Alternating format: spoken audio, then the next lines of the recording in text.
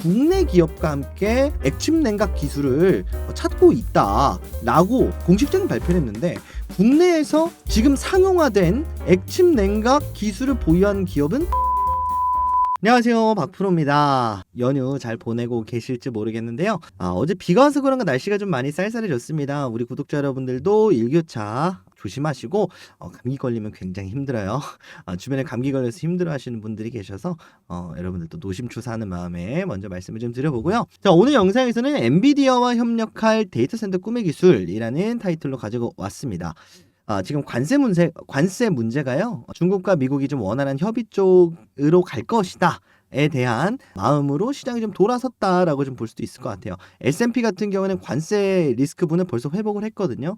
그래서 이제 다시 한번 엔비디아 밸류체인 쪽에 좀 수급세가 들어오고 있는 모습입니다. SK하이닉스 쪽에 외국인들의 수급세가 엄청나게 들어오고 있다라고 제가 금요일 영상 그리고 공부방에서는 말씀을 드렸었는데요. 자, 그럼 자연스럽게 이제 우리가 생각을 해봐야 되는 것이, 결국은 AI 시대로 계속 간다. 멈춰져 있었던 데이터 센터 증설은 계속된다. 자, 그리고 데이터 센터에 들어가는 여러 가지 기술들이 있겠죠. 뭐 GPU도 있고 안에 들어가는 ESS도 있고 뭐 여러 가지 기술들이 있겠지만, 결국적으로 오늘 영상에서 다뤄볼 이 기술, 데이터 센터를 만드는데 반드시 필요한 꿈의 기술입니다. 어떤 기술인지, 그리고 어떤 주식인지, 어떤 주식이길래 엔비디아와 협력한다라고 하는지 이렇게 영상을 통해서 알아보도록 하겠습니다. 여러분들 구독, 좋아요 부탁드리고요. 영상 시작하도록 하겠습니다. 자, 먼저 주말간의 미국 증시 잠깐만 체크를 하고 가도록 하겠습니다.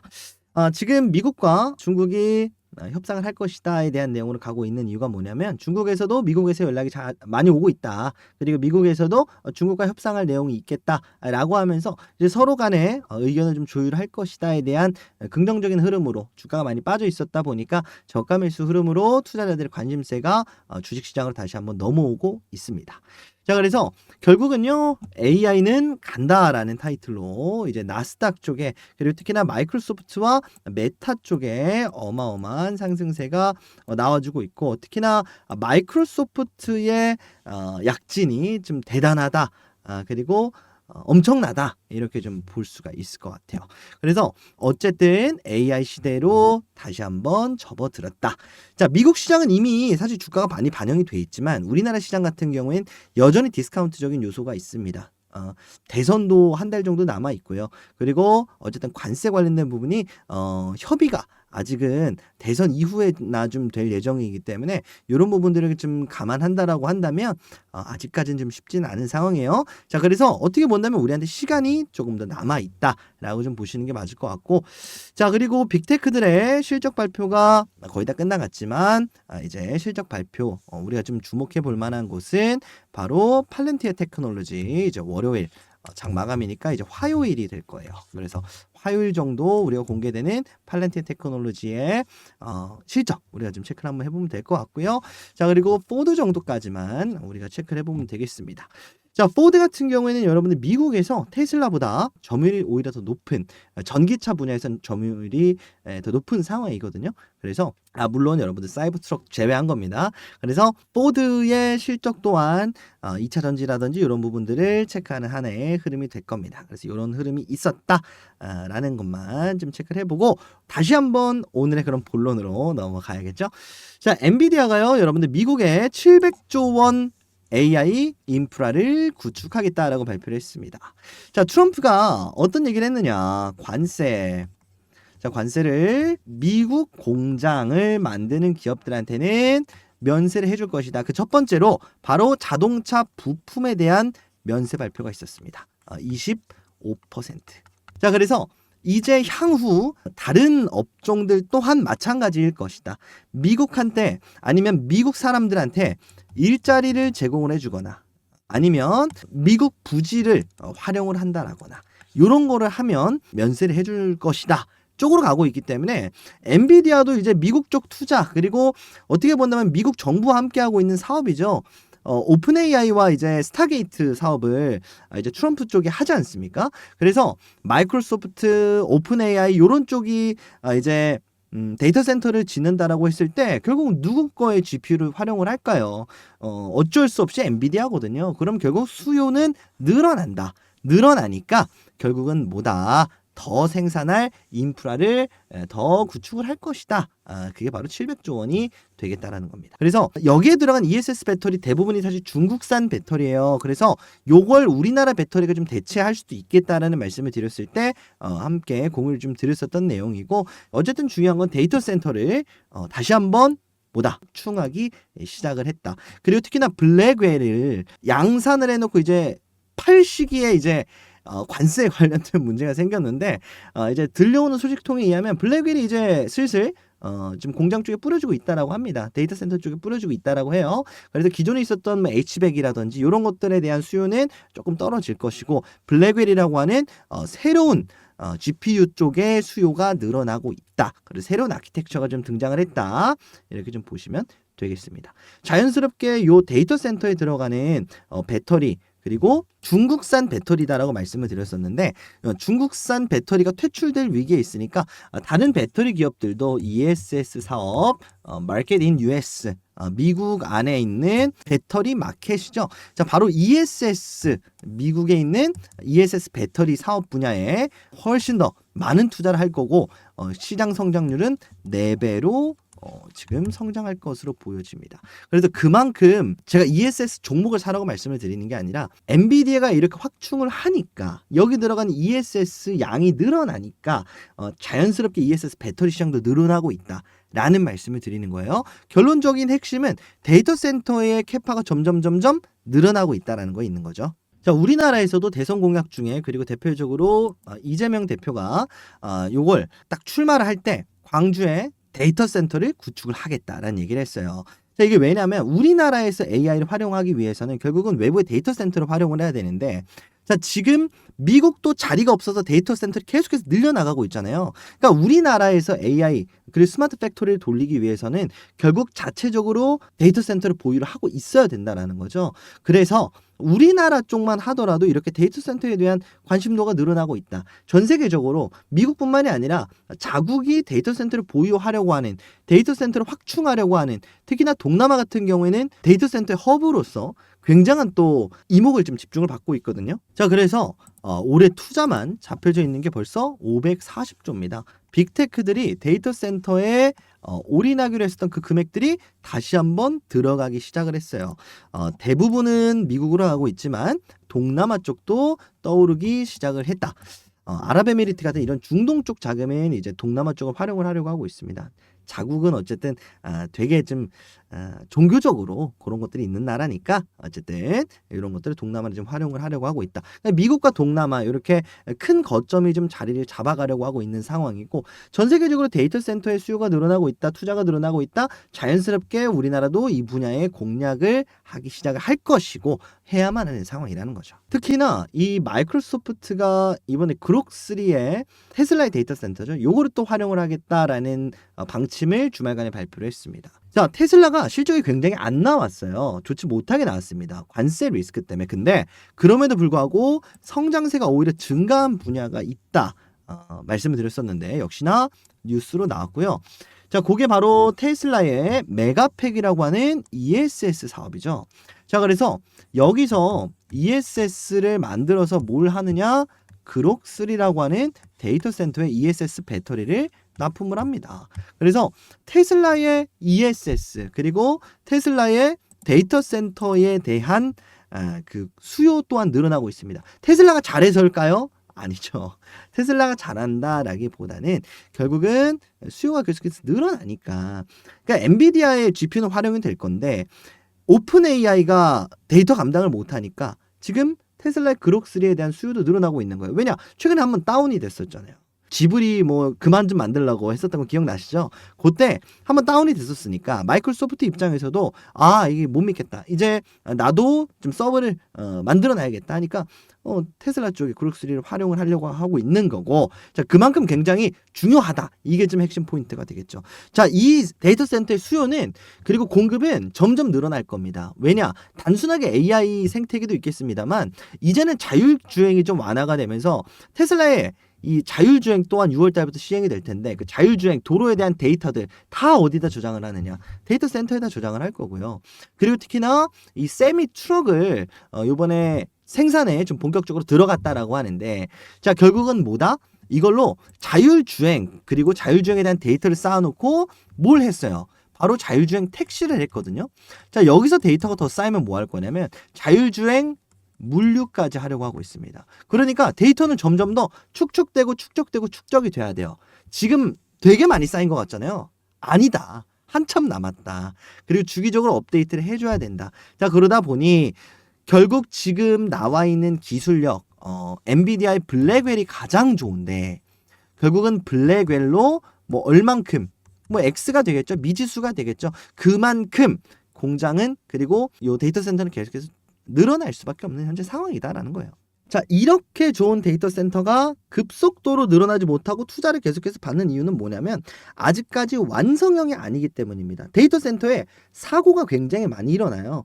우리나라만 하더라도요, 뭐 카카오 불나가지고 우리 카카오 먹통 됐었던 적도 있고, 실제로 엔비디아의 최근에 데이터 센터에서, 그리고 테슬라의 데이터 센터에서, 호주에 있는 데이터 센터에서 불이 한번 났었습니다.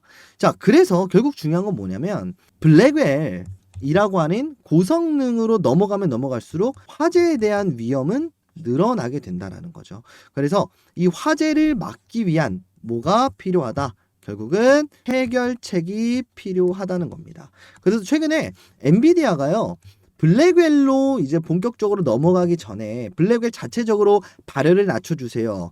발열을 잘 견디는 유리기판을 만들어주세요. 라고 했지만 또 한 가지 요구한 게 있습니다. 데이터 센터에 들어가는 요 해결책을 만들어주세요. 자, 그래서 엔비디아가 블랙웰에서는 뭘 선택을 했냐면요, 이제 수랭식 시스템을 선택을 했습니다. 자, 공랭식은 뭐냐면 찬 바람을 쐬서 데이터 센터를 식혀주는 건데, 그걸로는 감당이 이제 안 되는 거죠. 이제는 열이 너무나도 세게 나고, 아니면 데이터 양이 늘어나니까 발열의 양이 늘어나게 되는 거죠. 자, 그러다 보니까 뭐다? 수랭식 시스템을 채택을 하게 됩니다. 자, 뭐냐면 말 그대로 물에 담갔다 빼는 거예요. 주기적으로 물에 담갔다가 식혔다가 다시 뺀다라는 겁니다. 그래서 굉장히 어려운 기술이고 실제로 전기차에서 어느 정도 검증이 된 기술이기 때문에 이걸 그대로 갖다가 데이터 센터에 적용을 한다라는 겁니다. 그래서 실제로 최근에 액침 냉각이라고 하는 기술이 좀 주목을 받고 있다라는 거죠. 자, 늘어나는 데이터 센터만큼 결국은 이제 액침 냉각에 대한 수요가 함께 들어오지 않을까라는 생각이 드는 겁니다. 자, 최근에 SK하이닉스, 그리고 이제 관련돼 있는 이수페타시스, 이런 기업들이 금요일에 주가 상승을 크게 좀 보여줬었는데, 그 이유가 뭐냐면 결국은 엔비디아한테 HBM을 찍어낼 거라는 거거든요. 찍어내면 어떻게 되느냐, 엔비디아는 이제 다시 한번 데이터 센터라든지 수출을 시작을 할 거다라는 거예요. 수출이 늘어나면 결국은 늘어난 만큼 데이터 센터의 건설은 빨라질 거고, 여기에 필요한 뭐다? 냉각 기술은 필요해질 것이다. 오늘 가져온 대박주는요, 엔비디아가 찾고 있는 국내 유일 냉각 기술을 보유하고 있는 기업입니다. 자, 오늘 가져온 대박주 공개해 보도록 할 텐데요. 구독, 좋아요 안 누르신 분들은 부탁드리고요. 오늘의 대박주 공개해 보도록 하겠습니다. 오늘의 대박주 공개하기 전에 제가 여러분들한테 말씀드렸었던 주식 공부방 참여 방법 간단하게 공개해 드리도록 하겠습니다. 자, 그 전에 네가 뭔데 주식 공부방을 이렇게 운영을 하느냐 라고 말씀 주시는 분들을 위해서 자기소개를 좀 간단하게 말씀을 드려보면요, 저는 투자 자산 운용사 자격을 보유하고 있는, 전문 자격을 보유한 말 그대로 전문가입니다.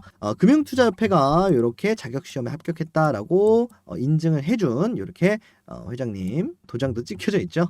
자, 그래서 유튜브에서 내가 잘났네, 네가 잘났네 하는 그런 아무나 얘기하는 그런 가짜 전문가는 아니고요. 실제로 전문 자격을 보유하고 있다라는 거 이렇게 좀 말씀을 드리고, 자, 보이시는 것처럼 제가 실제로 운영을 하고 있는 방입니다. 그래서 여기서 영상에서 말씀드리는 대박주들에 관련된 향후 흐름들, 그리고 시장 분석, 는 실시간으로 나오는 시장 이슈, 그리고 종목들도 안내를 해드리고 있습니다. 자, 참여 방법은요, 여러분들 영상 구독, 좋아요만 눌러주시고 010-7624-5432번으로 구독이라고 문자 메시지 남겨주시면 되는데, 뭐 아시는 분들은 아시겠지만 제가 제도권 금융회사 투자 자문사에 다니다가 최근에 좀 퇴사를 했고요. 그러다 보니까 이렇게 개인 연락처로 좀 신청을 받고 있습니다. 지금은 완전히 제가 그냥 개인적으로 유튜브를 운영하고 있다 보니까 여러분들한테 뭐 따로 이렇게 돈을 받거나 그런 방이 아니고요. 무료로 우리 구독자 여러분들과 함께, 그리고 영상에서 말씀드리는 대박주들, 그리고 제가 괜찮게 보고 있는 거 저 혼자 알고 있으면 뭐합니까? 함께 나눠야 좋은 거잖아요. 그래서 여러분들이 저를 많이 좀 사랑해 주십사 하고 여러분들과 함께 소통하기 위해서 만들어 놓은 무료 주식 공부 방이니까요. 여러분들 많이들 참여해 주시고, 최근에 제가 좀 회사를 많이 알아보고 있습니다. 그래서 언제 사실 유료로 바뀌어도 이상한 방은 아니거든요. 자, 그래서 유료로 그럼 바뀌면 뭐 그때 가서 돈 달라 그러는 거 아니에요? 이렇게 말씀 주실 수 있는데, 들어와 계신 분들이나 아니면 요 영상, 요 유튜브 보고 연락드렸습니다 라고 하시는 분들은 언제든지 제가 무료로 입장하실 수 있게 해드릴 거니까 그런 걱정은 안 하셔도 되고요. 010-7624-5432번으로 구독이라고 문자 메시지 발송해 주시면 지금 시청하시는 분들 누구든지 무료 입장 가능합니다. 자, 그래서 대신에 뭐라 말씀드렸죠? 구독이랑 좋아요만 반드시 좀 부탁드린다. 다시 한번 말씀을 드리도록 하겠습니다. 자, 이렇게 말씀 주시는 분들이 있어요. 야, 그렇게 좋으면 너나 해. 왜 이런 걸 또 운영을 하니? 너가 매매하면 되잖아. 이렇게 말씀 주시는 분들이 있는데, 말씀드린 것처럼 제가 회사를 알아보고 있다라고 말씀을 드렸었죠. 자, 그러려면 어떻게 해야 되냐면, 저는 이제 채널이 좀 많이 커야 되고요. 그리고 이렇게 텔레그램 방이 많이 좀 성장을 해줘야 제가 시장에서의 가치가 올라갑니다. 그래서 여러분들이 박프로라는 사람을, 저라는 사람한테 이렇게 시장의 가치를 높여주신다라고 생각을 하시면 되는 거예요. 여러분들 정보 많이 받아가서 좋은 거고, 저도 정보를 받아가시는 분들이 많이 늘어나면 늘어나야 제가 나 이거 봐라, 나 이렇게 많은 사람들과 함께하고 있는 그런 사람이다 라고 하면서 저도 좋은 조건으로 새로운 회사로 들어갈 수가 있게 되는 거겠죠. 자, 그래서 거기서 나온 또 고급 정보들을 여러분들한테 공유를 해드릴 수가 있는 거겠죠. 그래서 선순환 구조가 가능해집니다. 그래서 여러분들이 지금까지 참여해주지 않으신 분들이더라도 함께 저는 채널을 키우고 여러분들은 좋은 정보를 얻어갈 수 있는 이 선순환 구조에 함께 좀 해주셨으면 좋겠습니다. 자, 그래서 구독, 좋아요 한번 꼭 눌러주시고요. 010-7624-5432번으로 구독이라고 문자 메시지 발송해 주시면 되겠습니다. 자, 많이들 참여 부탁드리고요. 그러면 여기까지 설명 마치고 오늘의 대박주 공개해 보도록 하겠습니다. 오늘 제가 가져온 대박주는 바로 삼성공조입니다. 삼성공조는 제가 공부방에서 많이 좀 다뤄드렸었던 종목인데, 실제로 엔비디아에 납품을 하거나 이런 기업은 아니에요. 자, 그런데 엔비디아가 이제 액침 냉각 쪽으로 넘어간다. 그리고 국내 기업과 함께 액침 냉각 기술을 찾고 있다라고 공식적인 발표를 했는데, 국내에서 지금 상용화된 액침 냉각 기술을 보유한 기업은 삼성공조거든요. 자, 그래서 공식적으로는 그런 적이 없다라고 합니다만 사실 없다, 삼성공조밖에. 그래서 자연스럽게 이제 엔비디아의 액침 냉각 관련된 부분이 부각이 되면 이제 삼성공조 쪽에 수급이 들어오게 된다라는 겁니다. 물론 액침 냉각에 대해서 뭐 개발하고 있는 기업들도 많고 다 많겠지만 실제로 공급하고 있는, 상용화가 되어 있는 기업이 이제 삼성공조다라고 말씀을 드리는 겁니다.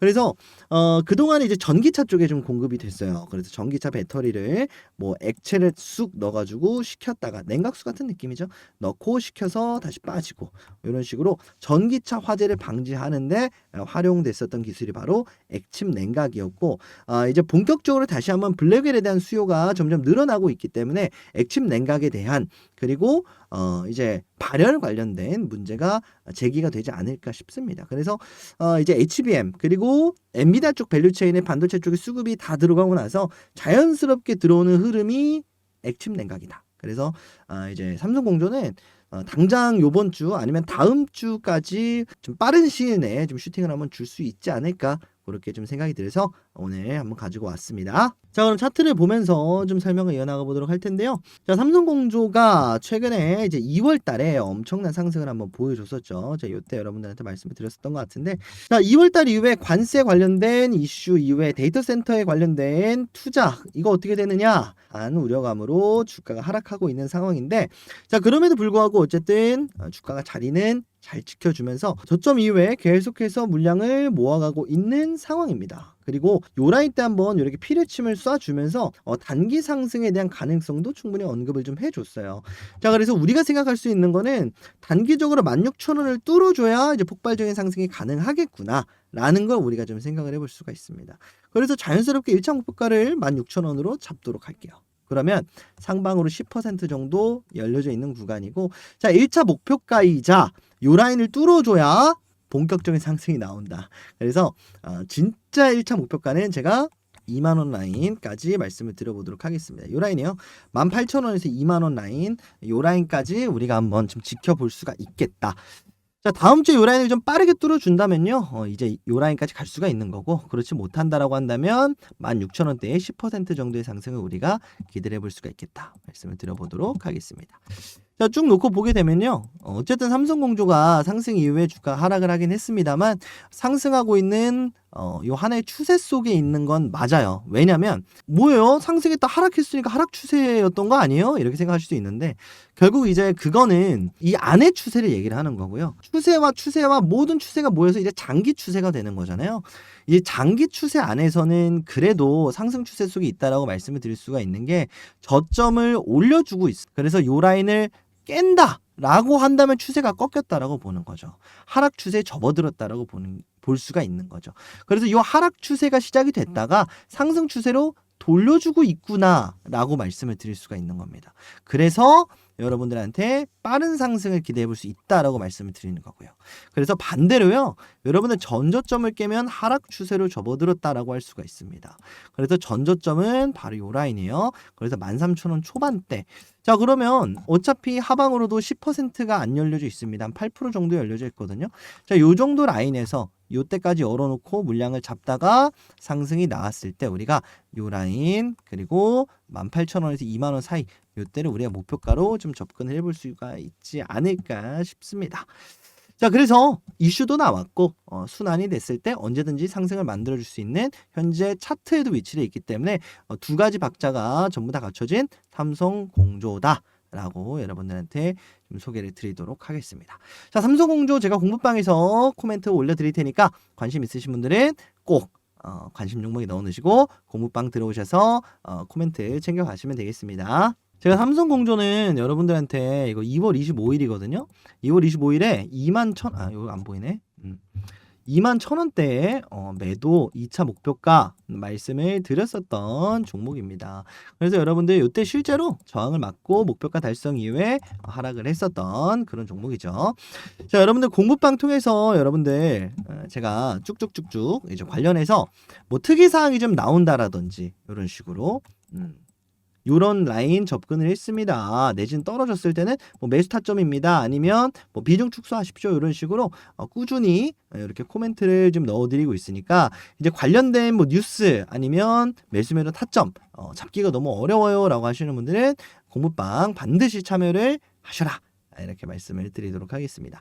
자, 참여 방법은 앞서 말씀드렸던 것처럼 010에 7624-5432번으로 구독이라고 문자 메시지 발송해 주셔도 되고요. 제가 바로 들어오실 수 있게 여러분들 영상 다 시청하시고 나서 요 댓글을 보면요. 이렇게 링크를 달아놨습니다. 요거 클릭하시면 바로 주식 공부방 입장을 하실 수가 있는데 자, 요거는 제가 2번 방이라고 만들어 놨어요. 그래서 바로 들어오고 싶으신 분들 제가 요런 분들만 좀 추려서 제 영상 끝까지 봐주시는 여러분들만 위해서 이렇게 만들어 놓은 거니까 여러분들 뭐 들어오셨다가 내지는 뭐 1번 방으로 옮겨 오셔도 되고요. 아니면 뭐 요 방이 좀 더 좋으실 수도 있어요. 왜냐면 요 방에서는 제가 영상에서 말씀드리는 종목들 위주로만 합니다. 그래서 신규 종목은 잘 나가지 않습니다. 그래서 신규 종목 아니면 뭐 리포트 이런 거 받아보고 싶으신 분들은 문자 메시지 남겨놓으시고 1번 방 기다리시면 되겠고 내진 들어왔다가 1번 방으로 나중에 또 넘어오셔도 됩니다. 그래서 어쨌든 뭐가 됐든 도가 됐든 필요하시면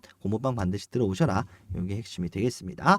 자, 그래서 많이들 참여해 주시면 되겠다라고 좀 말씀을 드리고 이제 앞으로 좀 남은 주식시장 함께 혼자 이겨내기 힘드시다면 박프로 함께 잘 이겨내셨으면 좋겠습니다.